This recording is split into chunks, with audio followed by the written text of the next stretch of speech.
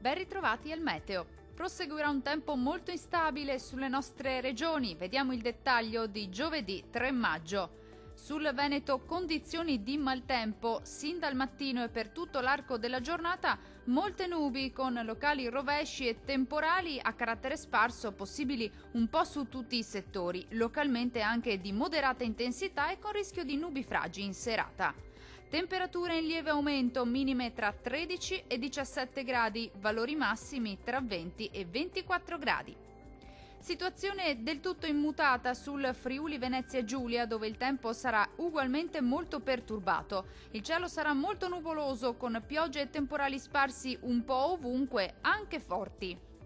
Diamo uno sguardo alle temperature, le minime saranno comprese tra 15 e 17 gradi, valori massimi oscillanti tra 24 e 26 gradi circa.